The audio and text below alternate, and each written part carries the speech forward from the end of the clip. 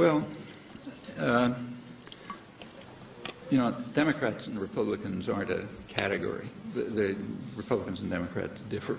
Like on the rare occasions when I vote, and they're pretty rare, sometimes I vote for Democrats, sometimes for Republicans, sometimes for somebody else. It's not a sharp split. They're two factions of the same party. We have a one-party state with two somewhat different factions with a lot of overlap. Business Party has a couple of factions. You find some differences between them. I wouldn't say there's no difference on the average. So what should you do in that case? Well, like everything, it's your own choice. Do you want to live in a democratic society, or do you want to live in the society we have, which, remember, is not a democratic society and is not intended to be? If you take a course in political theory here, I'm sure they'll teach you that the United States is not a democracy. It's what's called in the technical literature a polyarchy. That's the term invented by the leading democratic theorist, Yale professor Robert Dahl. But the idea is old. It goes way back to James Madison and the foundation of the Constitution.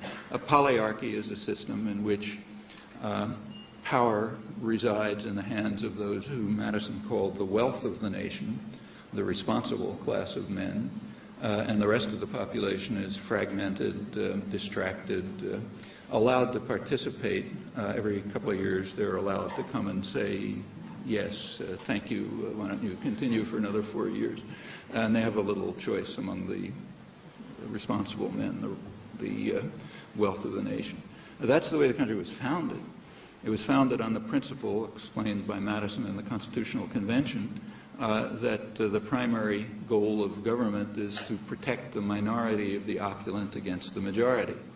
And then the Constitution was designed to sort of ensure that. There's been a lot of struggle about it over the years. You know, a lot of victories have been won by the public, so it's not the same as it was 2 centuries ago. But that remains. It remains the elite ideal, and it's a constant struggle. And most of the population is well aware of it. So, for example, take the November 2000 election. There was a lot of, among intellectuals, educated people, you know, university professors and people like that, there was a great deal of outrage about the stolen election, and article after article about the Supreme Court shenanigans and, you know, Florida, this and that, and so on. If you read through that literature, which was vast, you notice there's a constant refrain.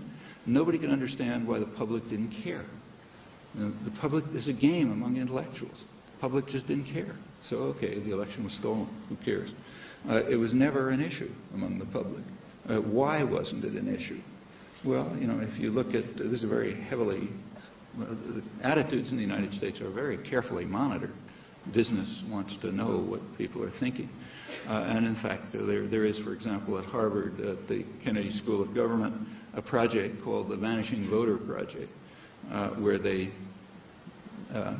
study closely the attitudes of people towards the government.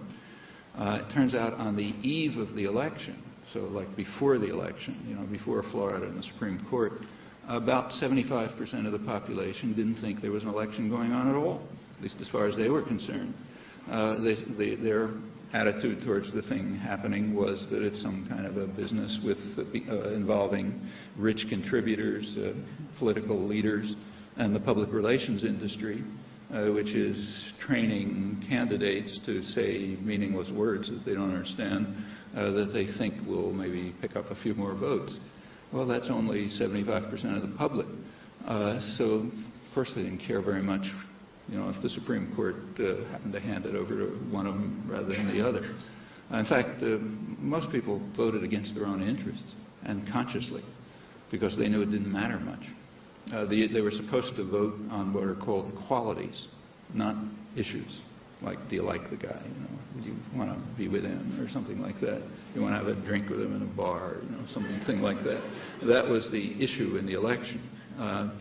People didn't even know where the candidates stood on issues. And it's not because they're stupid. It was extremely hard to figure out where they stood on issues, and that they're trained to make it hard.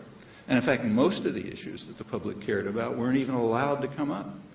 So the major issues, if you look at public concerns, the major issues have to do with economic affairs, international economic affairs, what's misleadingly called globalization and the trade deficit and job security and things like that.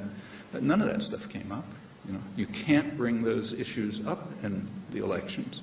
The free trade area of the Americas was coming up. There was going to be a summit of the Americas in a couple of months. Issues on which the public has extremely strong opinions, but none of it could be brought up in the election, and for a very simple reason. If you take a look at attitudes, there's a very sharp split between elite opinion, which is strongly in favor of all of this stuff, and the public, which is strongly opposed to them, and therefore it can't come up in the election. And it didn't. These issues are unmentioned. Virtually nobody knew that the free trade area of the Americas was coming along. What do you do? Well, you have to decide whether you want to live in a democratic society or not. If you want to live in the kind of society that, say, Madison envisioned, okay, that's a choice. But it's certainly not necessary. Over the last couple of hundred years, there has been a very substantial extension of the right of the population, of the ability to participate and make a difference. It's not overwhelming, and there's always a struggle to beat it back, but there's no reason why that can't continue. That's the alternative. It's not a matter of naming one party or another, but just changing the whole framework in which politics persists, largely because of the extremely narrow concentration of economic power, which removes from the public arena most decisions that belong there. And there's a major effort underway right now to reduce it even further. Well, you don't have to accept this.